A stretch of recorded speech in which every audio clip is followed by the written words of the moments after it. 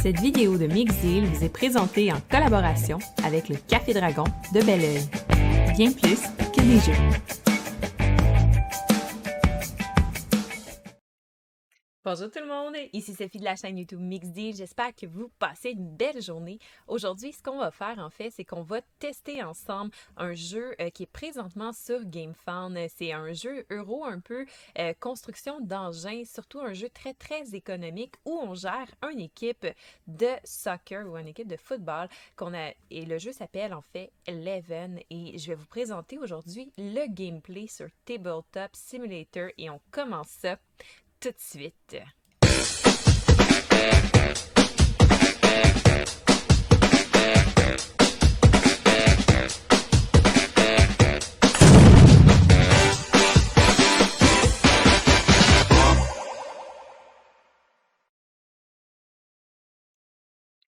Donc, nous voici sur la page de Tabletop Simulator du jeu.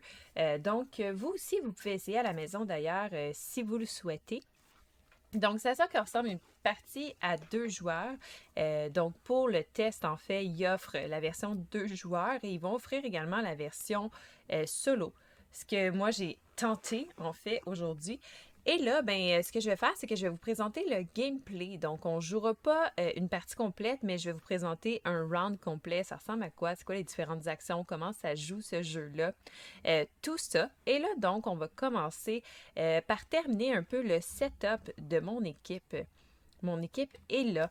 Donc, ici, c'est mon plateau joueur qui est composé de 3 plateaux. J'ai mon stade. Ici, j'ai mon équipe ainsi que ma production. Ici, j'ai mon plateau pour les parties. Donc, mon stade ici, en fait, il y a plusieurs choses que je vais pouvoir faire durant la partie. Je vais pouvoir l'améliorer en achetant des structures, comme par exemple, je peux acheter des lumières pour mon stade qui va m'offrir un bonus. Je peux également acheter des bancs de plus pour pouvoir recevoir plus de personnes. Je vais pouvoir acheter des choses durant la partie. Je vais également pouvoir payer pour augmenter la qualité de mon bureau, donc m'acheter des étages de plus pour avoir un géant bureau qui va me rapporter un certain nombre de points de victoire à la fin de la partie.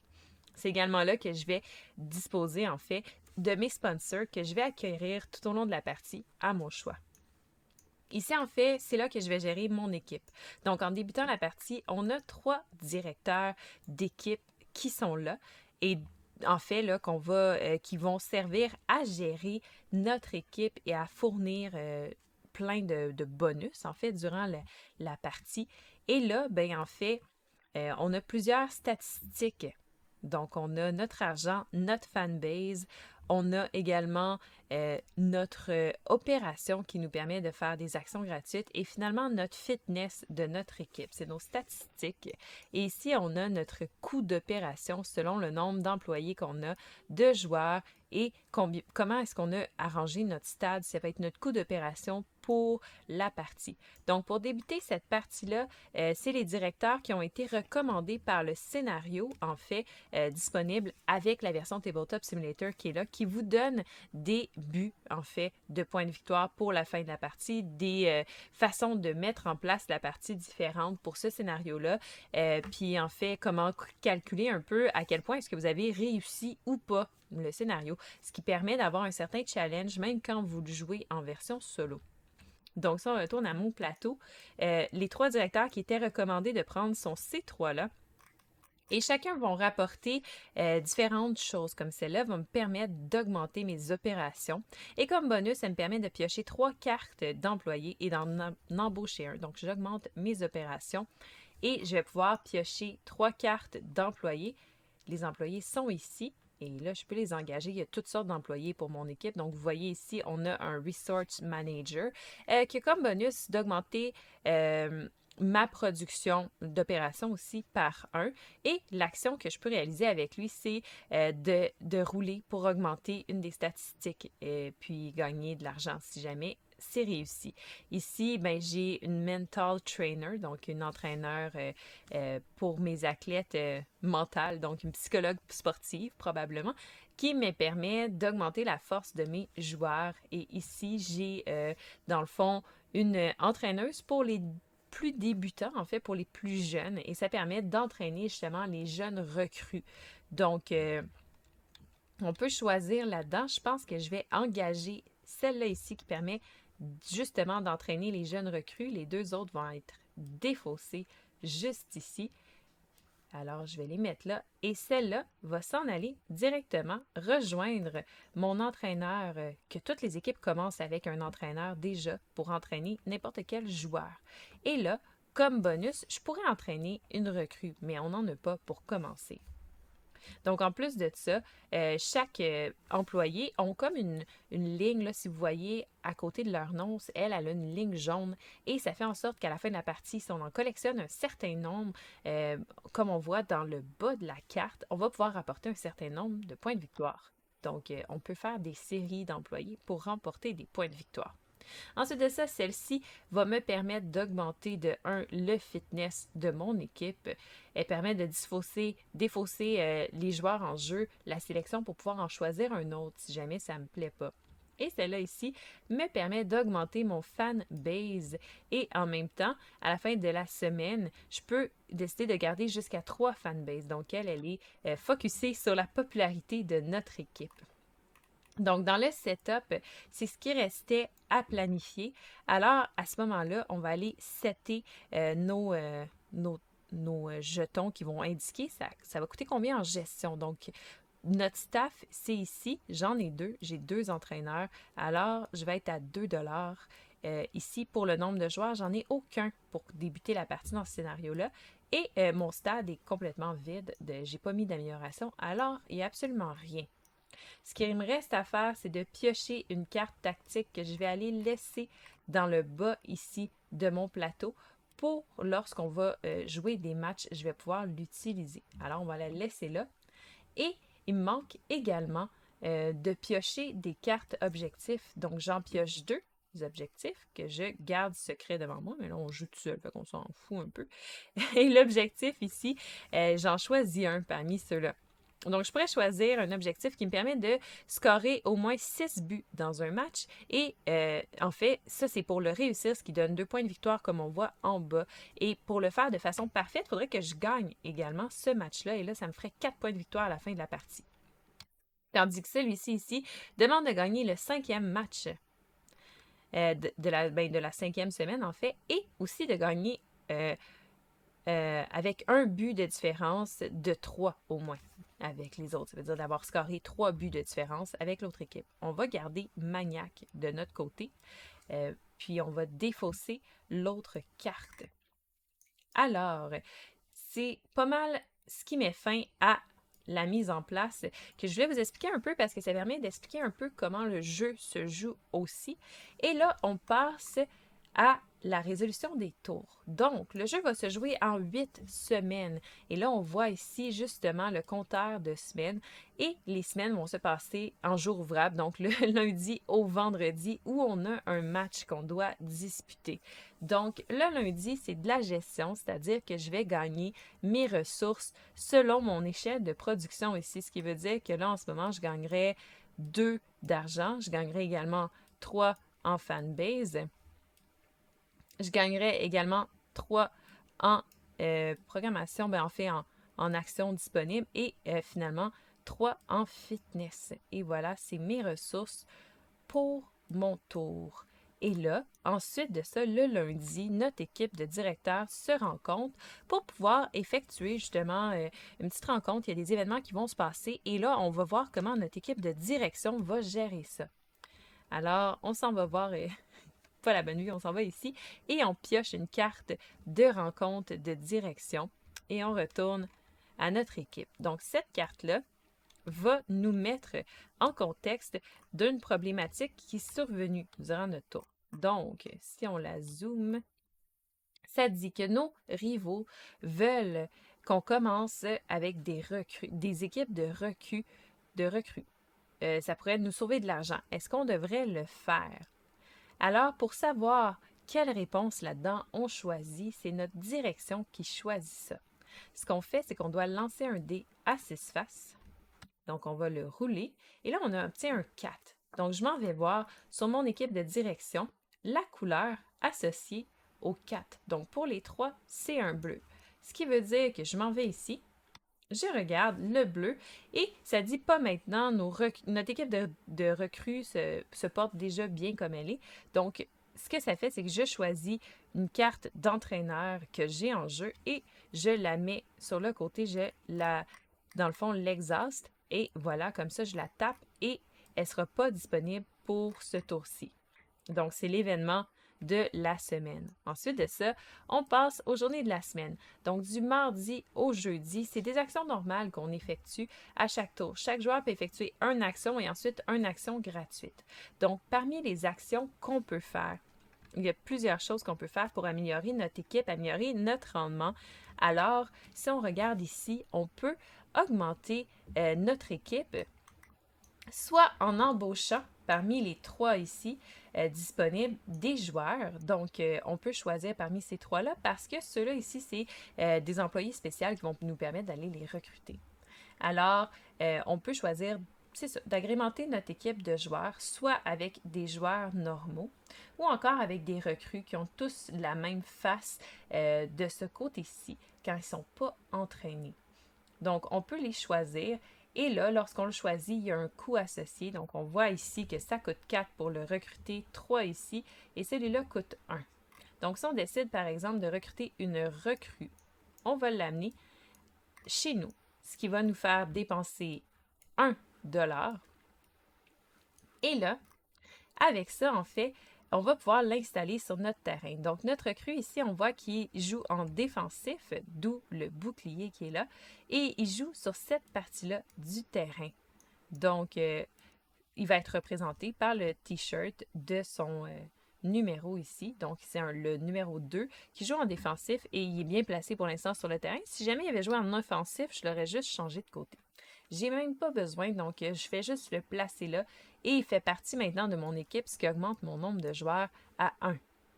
Donc, ça pourrait être mon action du tour. En plus de tout ça, quand on recrute un joueur, le joueur, comme j'ai expliqué tantôt, est pas entraîné, ce qui veut dire qu'il est de ce côté-ci de sa carte, donc un peu moins fort. On a sa valeur en force ici qui est de 1 et il n'y a pas, pour lui, en tout cas, il n'y a pas d'action spéciale. Par contre, certaines cartes ou certains employés vont nous permettre d'entraîner ces joueurs-là. Et comme celle-là ici. Donc, en fait, j'ai dit qu'on pouvait faire une action principale par tour et une action gratuite. Les actions gratuites, c'est les actions qui sont sur nos personnages.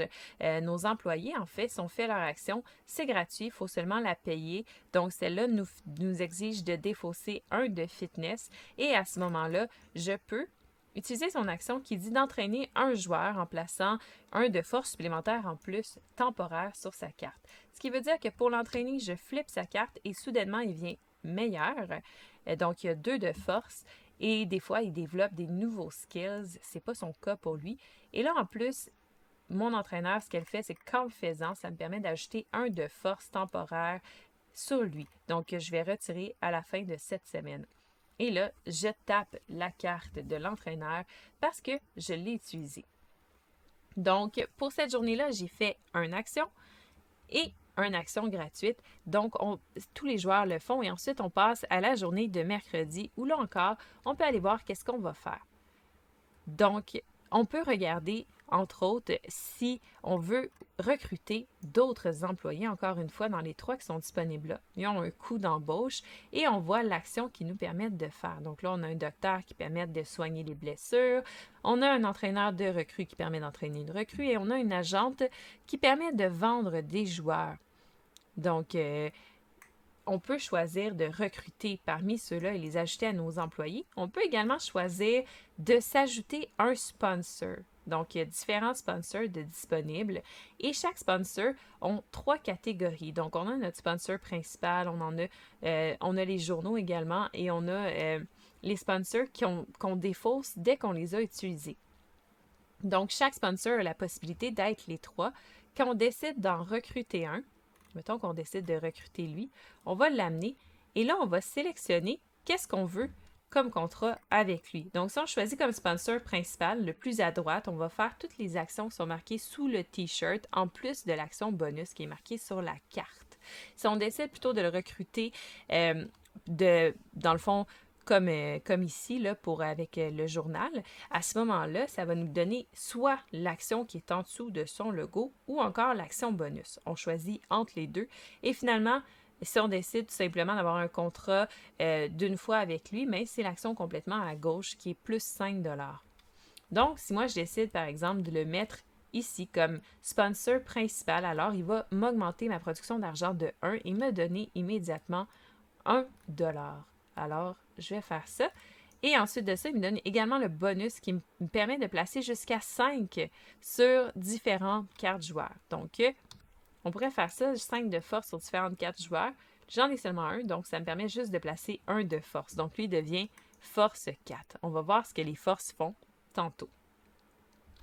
Donc, dans les actions, je pourrais également décider de dépenser 3 $ pour aller ajouter n'importe quelle amélioration à mon stade qui va valoir des points de victoire à la fin de la partie également. Là, c'est marqué dessus les points de victoire.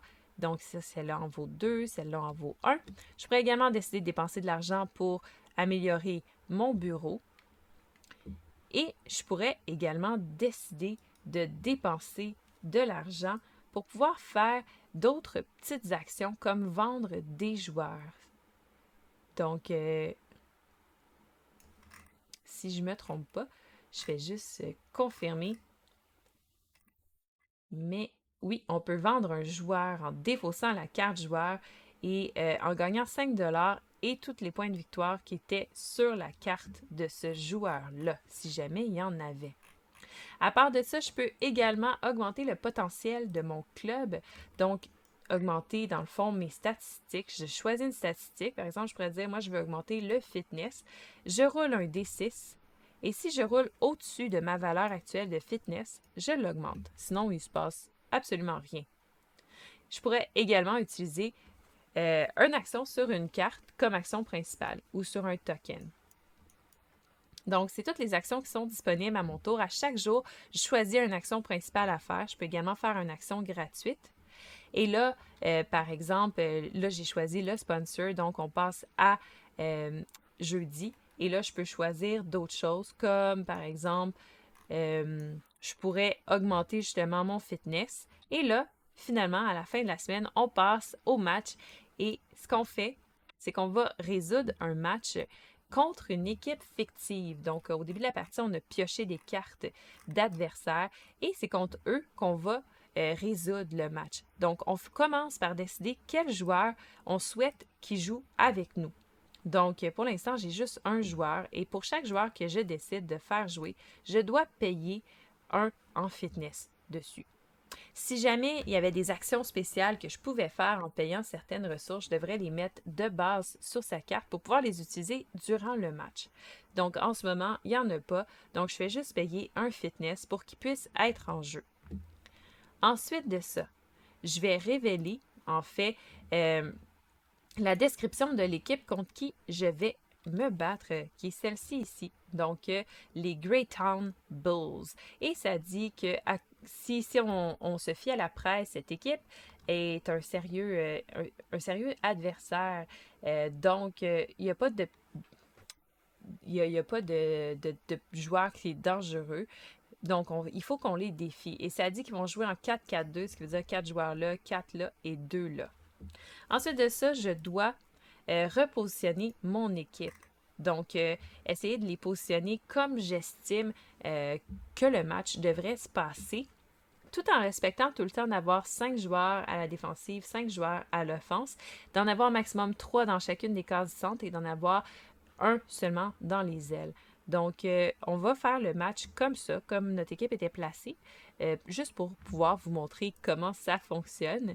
Et ensuite de ça, si on avait des joueurs qui avaient des effets, c'est là qu'on les résoudrait. Donc, si jamais lui il y avait un effet spécial, c'est là qu'on la mettrait en jeu. Je vais juste mettre ma carte objectif en jeu pour qu'elle arrête d'être dans les jambes tout le temps. On va la mettre juste ici.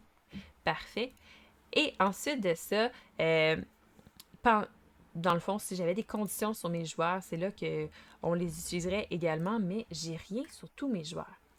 Donc, une fois que j'ai placé, que je suis confiante de comment ça devrait, comment le match devrait aller, comment je veux placer ma stratégie, je flippe la carte des opposants Et là, vous voyez qu'on a un modèle de terrain de soccer comme on a ici. Ce qu'on doit calculer, c'est pour chacun des cases, donc des 9 cases du terrain, on doit calculer les différences entre les joueurs. Donc ici, on voit qu'on a un joueur à la défensive adverse, j'ai personne. Donc, comme il n'y avait pas de joueur à l'offensive, il n'y a personne qui va scorer. Ici, j'ai 2 joueurs adverses qui sont à la défensive et moi, j'ai 2 joueurs à l'offense. Donc, chacun de mes joueurs, dans le fond, valent 1 de force, à part si j'ai des cartes qui augmentent leur force parce que c'est des joueurs que j'ai recrutés. Donc, ils valent 1, 1 contre 1 et 2. Les deux sont bloqués. Personne score de points. Eux, ils ont mis un joueur à l'offense là de force 1, qu'on voit ici. Moi, j'en ai pas mis. Donc, je ne peux pas le bloquer. Alors, eux vont marquer un but. Ensuite de ça, ici, ils ont mis un joueur à l'offense. Moi aussi, personne pour nous bloquer. Donc, les deux, on va chacun marquer un but. Ici, j'ai mis 2 joueurs à la défensive. Lui a mis un joueur à la défensive et un à l'offense de valeur 1. Donc, je le bloque. Alors, personne compte de but. Ici, j'ai mis un joueur à l'offense, lui un à la défense. Et chacun de valeur 1. Donc, on se bloque mutuellement. Ici, j'ai mis mon joueur, mon seul et unique joueur officiel, puis il n'y a personne. Donc, il n'y a rien qui se passe. Ici, j'ai mis un de défense et un d'offense contre un joueur qui a une défense de 2 là. Donc, je ne compte pas de but non plus. Et ici, il a mis un joueur à l'offense. Moi, j'ai un joueur à la défense. Comme c'est un joueur de base, il vaut 1 contre une puissance de 1. Alors, je le bloque. Et le match se termine avec 1-2 pour l'opposant. Donc, c'est comme ça qu'un match va se dérouler et qu'on va définir qui gagne. Une fois qu'on a défini qui est-ce qui va gagner, on va accorder des points de victoire. Ce qui veut dire que si il y a un joueur qui a gagné, comme dans ce cas-ci, l'équipe ici, comment il s'appelle? Les Greyhound Bulls ont remporté. Ils vont remporter 3 points sur notre charte de points qui est juste ici. Donc, on va prendre leur token et les mettre à 3. Moi, comme je n'ai pas remporté la partie, je reste à 0. Ensuite de tout ça, on va continuer à résoudre les effets du match. C'est-à-dire que durant le match, j'aurais pu, ce que je n'ai pas fait, j'aurais pu défausser un supporter pour le mettre sur une des places, en fait, pour pouvoir... une des estrades, je cherchais le mot. Donc, c'est un par estrade. Celui-là, j'ai vraiment de la difficulté à le placer à cause du logiciel. Là, c'est pas le problème du jeu. Mais pour chacun des supporters que j'aurais mis dans les estrades, je le défausse et je gagne de l'argent parce qu'il y a des supporters qui sont venus me voir durant le match. Ensuite de ça, s'il y a des joueurs qui avaient des augmentations de force temporaires, comme ce joueur-là a, il y en a 2, elles sont défaussées. Donc, on va simplement les enlever. Et après ça, dans le fond, on doit faire un lancement de dés pour résoudre les conséquences de notre match. Est-ce qu'il y a eu des conséquences sur nos joueurs? Est-ce qu'on a augmenté nos statistiques? Est-ce qu'on a blessé des joueurs? Tout ça, on va le savoir en lançant le dé. Donc, 2, ça me dit que j'ai 3 joueurs qui sont blessés. Quand on n'est pas satisfait avec nos lancers de dés, on a le droit de dépenser également nos supporters pour pouvoir relancer des dés. Ce que je vais faire. Donc, je peux relancer mon dé ici. Je ne suis pas encore satisfaite. Je peux le faire autant que j'ai de supporters. Donc, une chance, j'en ai un autre. Alors, je peux relancer mon dé encore une fois en espérant pogner une meilleure chose. Et non. Donc, mon joueur est blessé. Ce que ça veut dire, c'est qu'il est blessé et que, dans le fond, sa condition de blessé va s'enlever après le prochain match. Donc, il ne pourra pas être utilisé pour le match qui vient. Donc, j'ai oublié de mentionner qu'au début du match, j'aurais révélé une carte tactique que je voulais utiliser. Au début de la partie, on en pioche une. Et cette carte-là pourrait ou pas ajouter à notre match. Ici, ça ne s'applique pas comme on n'a pas de cœur dans nos estrades pour l'instant. Donc, une fois qu'on a résolu tous les effets de notre match, à ce moment-là, il faut jouer pour toutes les autres équipes adverses potentielles qui sont ici en lançant leurs dés et en déterminant le résultat de leur match, qui va nous permettre à la fin de la saison de savoir comment chacune des équipes ont performé. Donc, on y va comme ça et on lance le dé, vous l'aurez compris, pour chacune des équipes. Donc, eux autres qui ont été à égalité, eux autres ont perdu, eux autres ici ont gagné la partie. Eux autres vont avoir gagné la partie également. Eux autres vont également avoir gagné. Et c'est pas mal ça. Donc, ensuite de ça, une fois que la semaine est terminée, on va remettre nos cartes correctement et dans le fond, on va défausser toutes nos ressources, sauf une, pour chacun des types, à part l'argent qu'on peut conserver. Et comme ici, elle nous permet de conserver jusqu'à 3 supporters également, si on en avait.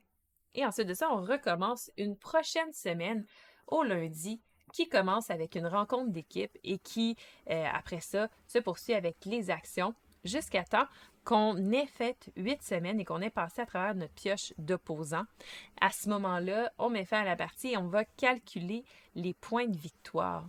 Donc, la première chose qu'on va calculer avec les points de victoire, en fait, c'est à savoir notre position sur justement la charte des ligues, à savoir quelle position on a atteint. Donc, comparé à toutes les ligues. Donc, si on est en première position, on gagne 15 points de victoire. En deuxième position, on gagne 12 points de victoire, etc., etc. Donc, on s'en va voir là comment on a performé versus les autres équipes.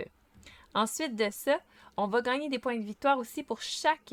on va gagner les points de victoire qu'on a en jeu. Chaque joueur qu'on a en jeu nous rapporte un point de victoire. On va regarder également si notre staff... Ici, si on a des chaînes complètes, donc là, on a 2 staffs du même type. Alors, à ce moment-là, on rapporterait 2 points de victoire, comme indiqué ici.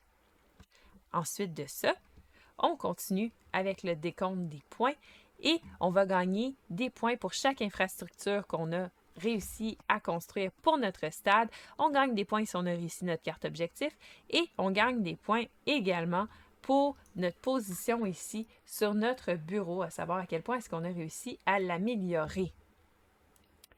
Donc, c'est pas mal ça pour Eleven. C'est comme ça qu'on joue. C'est très, très intéressant. Vous irez tester la version Tabletop Simulator.